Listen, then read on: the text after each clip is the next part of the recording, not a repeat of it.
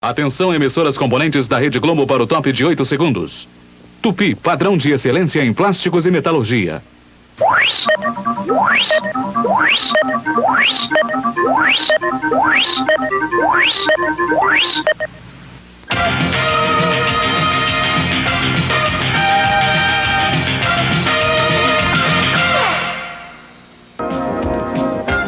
O Jornal da Globo começa agora com os assuntos que foram notícia nesta segunda-feira.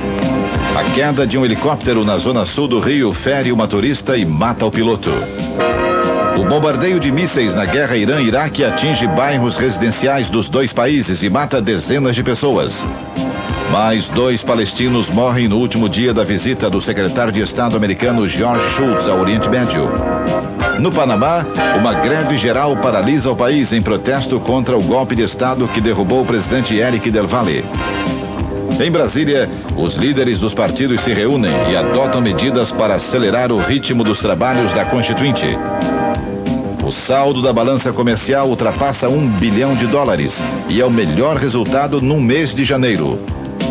O presidente da República reúne os ministros do Conselho de Desenvolvimento Econômico para explicar o acordo que o Brasil fez com os bancos credores. E agora, as notícias da noite. Uma nova política salarial. Foi isso que 5 ministros discutiram agora à noite em Brasília. Os estudos sobre as mudanças na URP provocaram muitas reuniões hoje. A primeira foi logo no início da noite no Ministério do Planejamento, mas não houve acordo.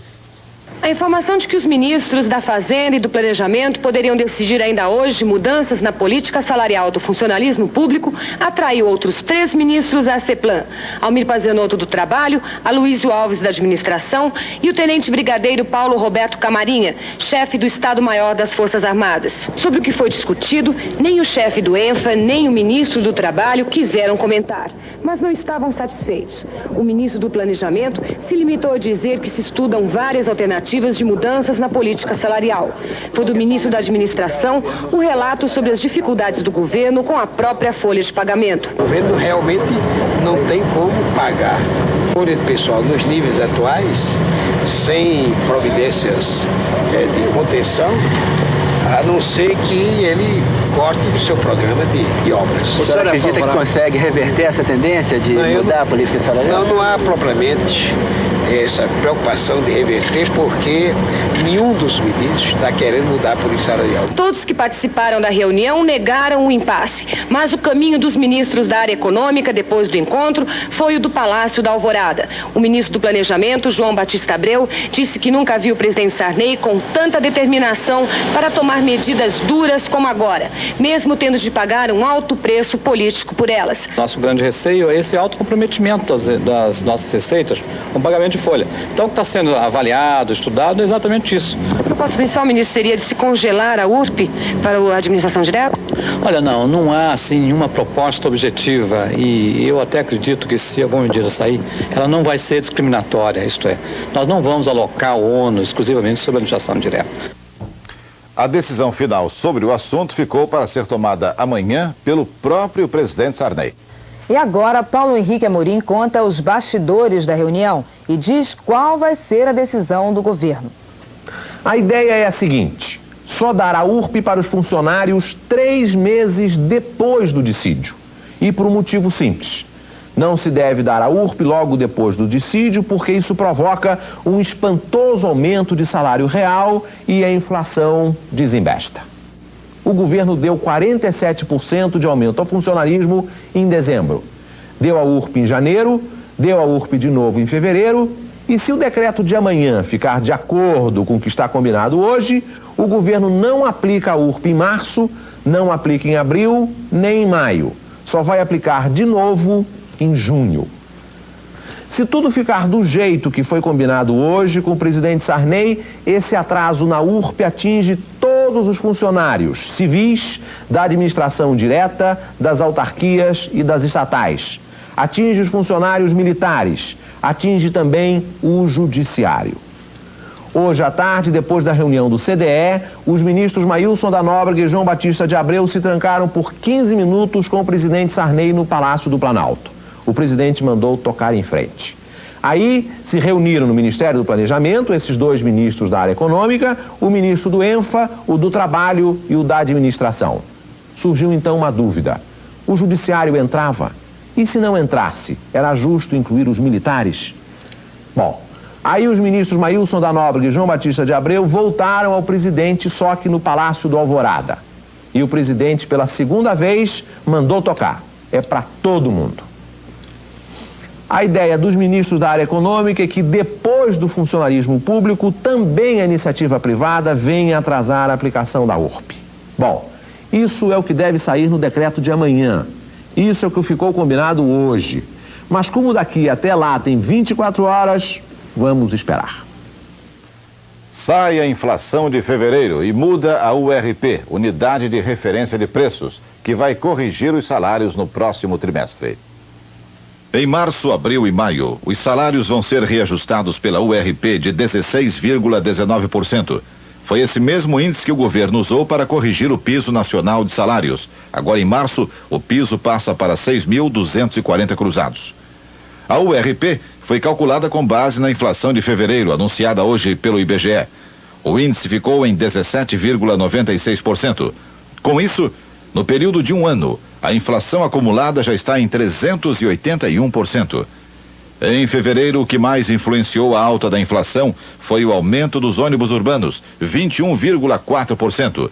A segunda maior influência foi o aumento do pão francês, 21,15%, seguido pela alta dos artigos de limpeza, 32,6%, e do aluguel, 22,7%. Com a inflação de fevereiro, já se pode calcular o rendimento da caderneta de poupança agora em março, 18,5%. Também já se sabe o valor da OTN, Obrigação do Tesouro Nacional, que vai ser de 820 cruzados e 42 centavos em março. O reajuste dos aluguéis com contrato semestral vai ser de 104,2% e com contrato anual de 351,7%. O índice de inflação anunciado hoje pelo IBGE é muito diferente dos índices calculados por vários outros institutos de pesquisas econômicas que encontraram taxas mais baixas. O índice de preços ao consumidor calculado pelo IBGE para São Paulo chegou a uma variação de 17,5% entre 15 de janeiro e 15 de fevereiro. Mas a Fundação Instituto de Pesquisas Econômicas da Universidade de São Paulo calculou para o mesmo período uma variação de 12,94% no IPC. A diferença entre os dois índices chegou a 4,5 pontos percentuais, o que gerou uma grande polêmica. E hoje o IBGE fez questão de explicar o que provoca uma diferença tão grande. Existe uma série de diferenças. Uma delas, por exemplo, é a diferença entre o peso que cada item tem no cálculo. Outra é a fórmula de cálculo com que os dois índices são produzidos. Uma terceira são os procedimentos de coleta relativos a um conjunto de itens, como, por exemplo, vestuário, aluguel, etc. Enfim, é um conjunto muito amplo de diferenças. E, portanto, é muito razoável que em um determinado mês ou em alguns meses, quando a influência de um grupo de produtos é mais forte, que haja diferenças entre os índices. Empresários paulistas falam do acordo assinado com os bancos credores e do que representa para o desenvolvimento do país. Para o ministro da Fazenda, o acordo favorece a entrada de capitais externos no Brasil. É o que você vai ver daqui a pouquinho, depois dos comerciais. Até já.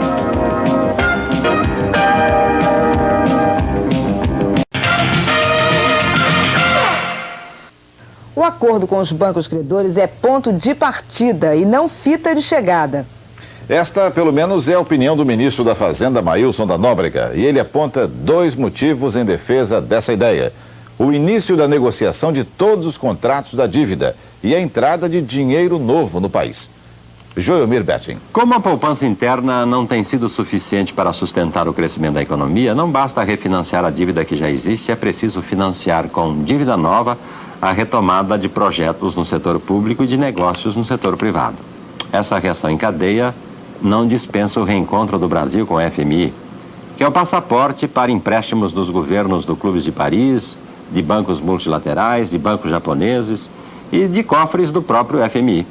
Depois de amanhã, desembarca no galeão o presidente do Exim Bank japonês, com a promessa de 2 bilhões de dólares na bagagem. E nos cálculos do ministro Maílson da Nóbrega, essa reação em cadeia a partir do acordo de sábado à noite pode ajeitar recursos de até 11 bilhões de dólares ainda este ano. Para uma economia desfalcada de poupança, economia movida a crédito, não poderia haver melhor notícia nesta virada de 1º de março, que é o dia de Ano Novo no Brasil. Depois de 1000 dias de completo jejum de crédito, acabou o feriado bancário para o Brasil. O acordo do Brasil com os bancos credores e a Constituinte foram os principais assuntos discutidos hoje na reunião da Fiesp, a Federação das Indústrias de São Paulo. Os empresários demonstraram preocupação com os direitos do trabalhador já aprovados, mas encontraram tempo também para elogiar o acordo feito pelo Brasil com os bancos. A equipe que conduz hoje a economia está de parabéns, lavrou um tento positivo, um passo importante na direção certa. Otimismo quanto à economia, só depois que terminar a Constituinte, se fizerem uma Constituinte enxuta e voltada aos interesses do Brasil através da economia de mercado. O saldo da balança comercial em janeiro foi de 1 bilhão de dólares. Muito acima do esperado. É que as exportações cresceram muito. As indústrias estão cada vez mais aumentando suas exportações. Este é o caso das indústrias eletroeletrônicas de Santa Rita do Sapucaí, uma cidadezinha no sul de Minas. Foi o meio que elas encontraram para contornar a crise econômica e manter o alto nível de empregos da cidade. Santa Rita do Sapucaí tem atualmente 50 empresas eletroeletrônicas. No ano passado, essas indústrias geraram 70 milhões de cruzados de ICM para o município. Com esse dinheiro, a prefeitura garante ter instalado água, luz e esgoto em todas as casas, calçado 70% das ruas e reduzido o desemprego e a mortalidade infantil a 0. Atualmente, 2.000 dos 40 mil habitantes trabalham no Vale da Eletrônica. A remuneração nessas indústrias já compete com as indústrias de Belo Horizonte, Rio e São Paulo. Um técnico ganha aqui entre 25 e 45 mil e um engenheiro eletrônico entre 50 e 90 mil cruzados. Nessas linhas de montagem, fabrica-se desde radiotransmissores e equipamentos telefônicos a circuitos híbridos e antenas parabólicas. O lançamento mais recente é esse PABX eletrônico. Controlado por microcomputador, ele pode fazer sozinho ligações com hora marcada e tem um alarme contra roubo ou incêndio da firma que localiza o dono em até 20 telefones diferentes. No ano passado, o Vale da Eletrônica faturou cerca de 1 bilhão e 500 milhões de cruzados, dos quais 75 milhões vieram das exportações. A tendência é um crescimento significativo, inclusive no ano passado os valores não foram muito elevados, mas as empresas estão buscando mais o mercado externo como uma forma de evitar os problemas de recessão do próprio mercado interno. A Constituinte decide: os trabalhadores rurais vão ter os mesmos direitos que os trabalhadores urbanos. No boxe internacional, uma novidade: Mike Tyson pode enfrentar o campeão mundial soviético. São assuntos para daqui a pouco, hein? Nós voltamos já já.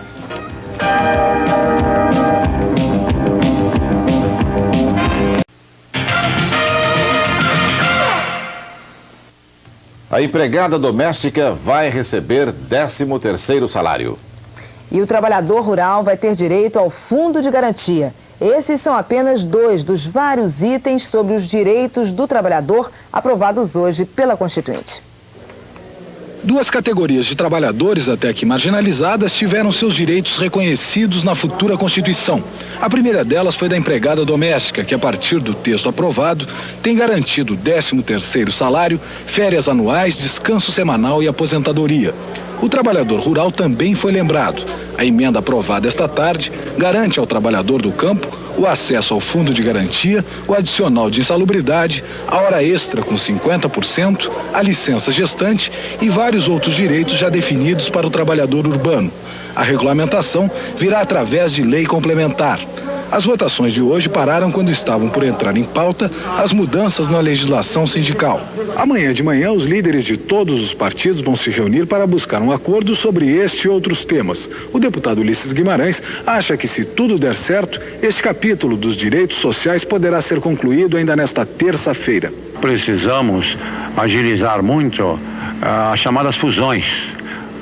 O que é a fusão? É reunir 3, 4, 5, 9, 10 emendas, tira uma palavra daqui, uma expressão de outra e funde numa emenda só. Com isso, em vez de votar 9 vezes, vota-se uma vez só. Eu entendo que se houvesse trabalho preliminar, não deixar isso para a hora da votação, esse trabalho toda manhã, por isso é que destinamos, os partidos estão designando os seus representantes para se reunirem toda manhã, às 9 horas, para preparar as emendas que deverão ser votadas à tarde. Assim eu faria as sessões à tarde com esse background, com esse trabalho de bastidores, de manhã ordenando a votação da tarde.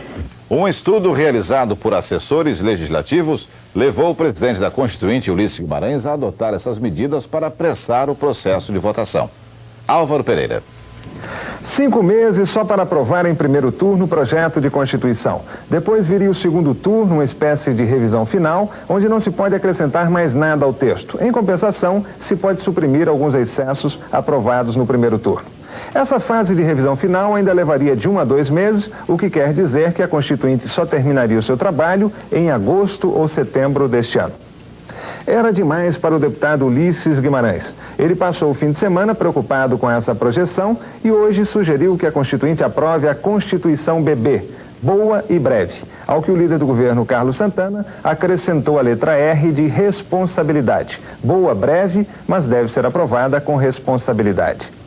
Essas medidas sugeridas hoje, se colocadas em prática, já devem tornar mais rápido o processo de votação. A previsão agora é que a Constituinte termine o seu trabalho em maio ou junho, na pior das hipóteses. Há tempo, portanto, de se aprovar no Congresso a lei que vai regular as eleições municipais previstas para novembro deste ano. O pedido de reabertura do inquérito do Rio Centro pode ser julgado amanhã pelo Superior Tribunal Militar. A reabertura do caso foi pedida em outubro do ano passado pelo ministro da Justiça, Paulo Brossard, como presidente do Conselho de Defesa dos Direitos da Pessoa Humana. Foi localizado esta tarde na ilha de Marajó um avião monomotor que estava desaparecido desde sábado.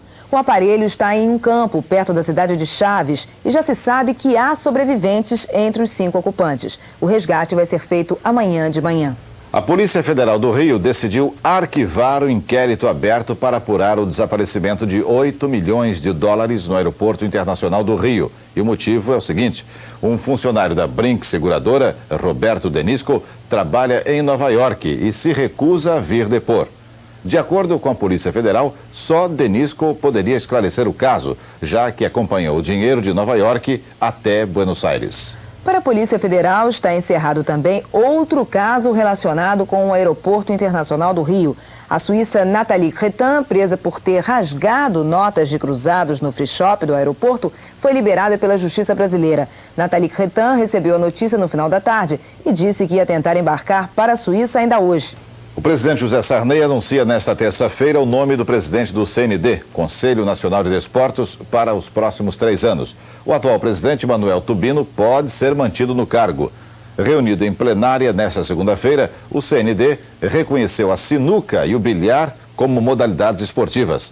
Outra decisão: os clubes de futebol do Piauí foram autorizados a não participar do módulo branco do Campeonato Brasileiro de 88. O módulo branco, que corresponde à 4ª divisão, deu um prejuízo de 600 mil cruzados por partida a cada clube em 87.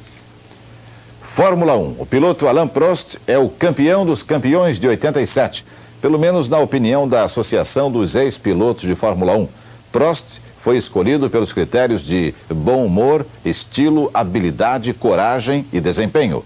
O companheiro de Prost na McLaren, o brasileiro Ayrton Senna, ficou em segundo, ao lado de Piquet, Gerhard Berger e Nigel Mansell. Senna está em São Paulo, melhorando a forma física para a temporada deste ano. Depois de trocar o calor do Brasil pelo frio de 0 grau do Japão por uma semana, Ayrton Senna está de volta a São Paulo e às corridas. Mas por enquanto corre a pé. Um ritmo forte de 50 km por semana que ele vem cumprindo desde o início do ano, orientado pelo professor Nuno Cobra. O objetivo é evitar o desgaste que Ayrton sentiu na temporada de 87. O programa intensivo de preparação física das férias agora está chegando ao fim. A partir da semana que vem, Ayrton não precisa mais correr a pé, mas o desgaste dentro de um carro de Fórmula 1 é muito maior. Para você ter uma ideia, o corredor de Fórmula 1 tem uma média em torno de 190 batimentos por minuto. Parece incrível, mas é verdade. Aqui no Brasil eu procuro correr junto com a assessoria do Nuno Cobra 5 dias por semana, no mesmo horário, no calor, no mesmo local, direitinho, é uma coisa metódica. E na Europa já muda, né? Durante o ano a prioridade torna-se guiar o carro e depois a parte física. Mike Tyson, a máquina de lutar boxe, não para. O campeão mundial dos pesos pesados vai defender o título 3 vezes nos próximos 6 meses. Tyson está no Japão, onde luta contra o americano Tony Tubbs, dia 21 de março. Em junho, Tyson volta ao ringue para enfrentar o invicto Michael Spinks, em Atlantic City. E em setembro, ele pega o inglês Frank Bruno, número 2 do ranking. O contrato foi assinado hoje. Pelas 3 lutas, Mike Tyson deve receber em torno de 30 milhões de dólares. É muito dinheiro, né? Mas ele não para por aí, não. O empresário de Tyson, Don King, está organizando uma luta de Tyson contra o campeão soviético dos pesos pesados. Os soviéticos não participam das associações profissionais de boxe, mas o combate já está sendo chamado de versão real do filme Rocky IV. Vocês lembram, né? Nas telas, o personagem Rocky Balboa derrota Drago, o campeão soviético. E os milhões de dólares do futebol europeu também estão fazendo a cabeça dos craques brasileiros. Mas Juca Kfouri conta que a história não é tão rica assim, não. O mercado do futebol está na maior agitação. Os italianos aprovaram a contratação do 3º jogador estrangeiro por clubes da primeira divisão e voltam os olhos para o Brasil. Mas as coisas não andam muito fáceis para os italianos, não. O jogador Milton do Coritiba, por exemplo, está com medo que entre areia na negociação que o levaria para a Itália. É que até agora, o clube paranaense não viu nem a cor do dinheiro prometido. Outro que já está virando problema para os italianos é Miller. O atacante deve renovar contrato com São Paulo pelo menos por 5 meses. Miller quer 1.200.000 cruzados por mês. O São Paulo oferece 800.000. Cada lado vai ceder um pouco e com 200.000 para cá, 200.000 para lá, o acordo deve ser fechado com 1 milhão por mês até julho. Aí, os italianos vão ter que brigar com os espanhóis e portugueses que também querem Miller. Segundo as pesquisas da imprensa, os brasileiros Júnior e Dunga são os 2 melhores jogadores estrangeiros do campeonato italiano. Outro brasileiro, o zagueiro Júlio César, é o 6º melhor jogador do campeonato francês. A CBF confirmou a realização do torneio João Avelange em junho do ano que vem no Brasil. Além da seleção brasileira, vão participar as seleções da Itália, Espanha e Portugal. O Maracanã reabriu ontem. Reabriu com um gramado espetacular. O que pouca gente sabe é que até tiririca deu no maior estádio do mundo. Isso mesmo, tiririca, uma erva das mais daninhas e que teve que ser combatida pelos técnicos da Secretaria de Agricultura do Rio de Janeiro. Um barco com 45 dominicanos que pretendiam entrar ilegalmente em Porto Rico naufraga no Mar do Caribe. Até agora, as equipes de resgate encontraram 3 corpos. 2 sobreviventes foram resgatados numa praia a 110 quilômetros de San Juan de Porto Rico. Um novo festival daqui a 2 meses vai trazer ao Brasil os maiores nomes do jazz internacional. E Bernardo Bertolucci fala de seu novo filme, O Último Imperador, que recebeu 9 indicações para o Oscar. Depois dos comerciais.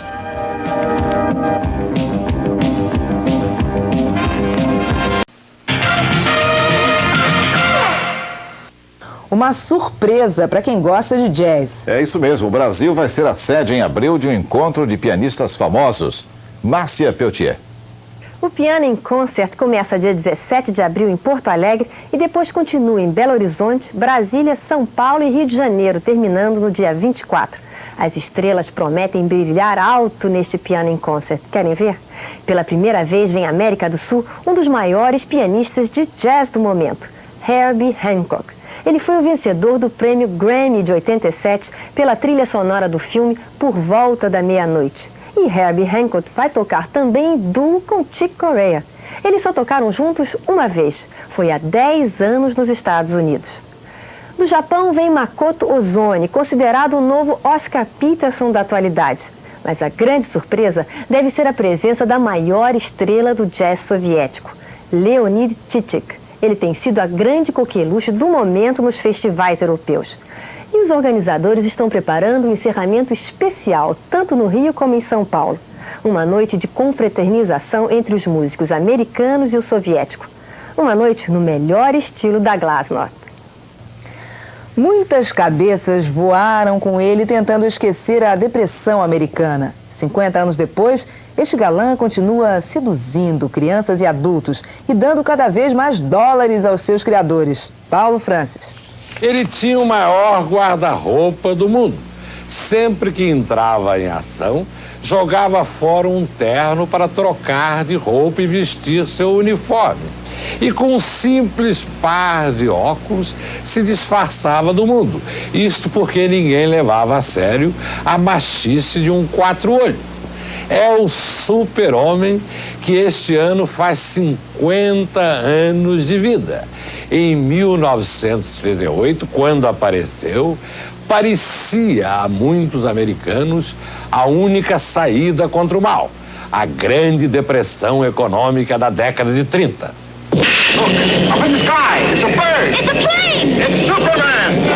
Como história em quadrinhos, o Super-Homem tinha milhões de fãs, mas foi na década de 1950 com George Reeves que ganhou o mundo. Com Christopher Reeves, no nosso tempo, fascinado pela magia tecnológica, o Super-Homem passou a habitar superproduções.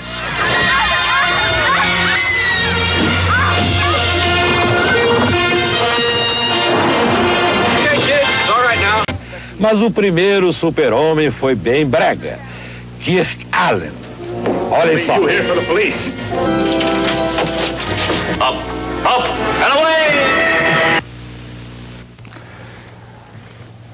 A União Soviética assiste pela primeira vez a um festival de cinema norte-americano. E uma das atrações é um filme de 1942 do diretor Sam Wood, Em Cada Coração um Pecado. Agora, o galã do filme é o presidente dos Estados Unidos, Ronald Reagan. Os soviéticos enfrentam filas e um frio de menos de 10 graus abaixo de zero para ver o galã Ronald Reagan, 46 anos mais jovem. Ele grita, sofre, mas no fim tudo termina bem.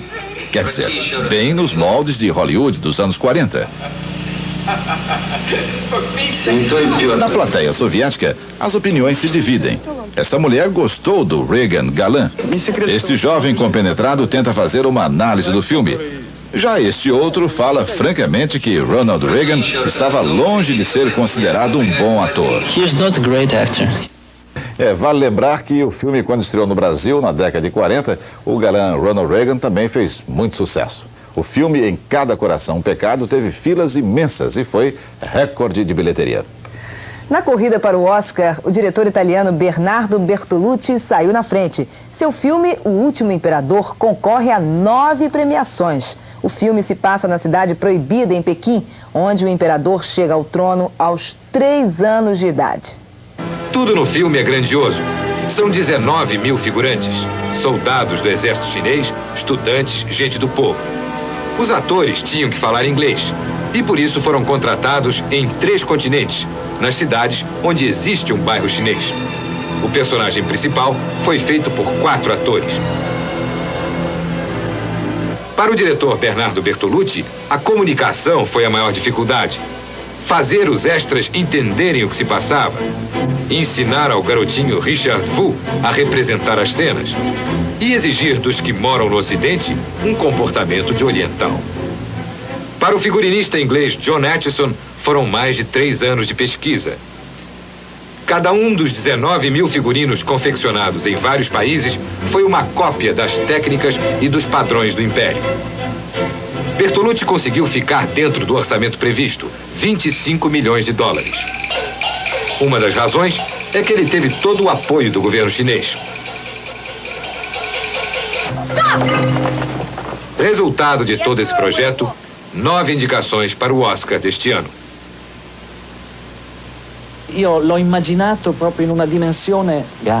Eu quis fazer um filme para tela grande, um filme no qual o cinema voltasse a ser aquela grande catedral, onde o público vai para ter, todo mundo junto, o mesmo sonho, uma hipnose coletiva.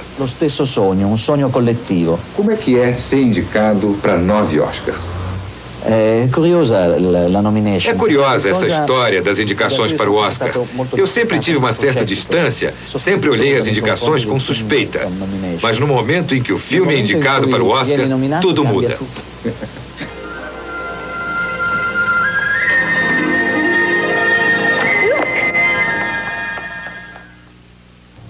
Bom, por hoje é só. Para você, uma boa noite e até amanhã. Boa noite, veja agora o Globo Economia. Tchau. ZYA 508, Rede Globo, Brasília. Bom dia, Brasil. De segunda a sexta, 7 da manhã.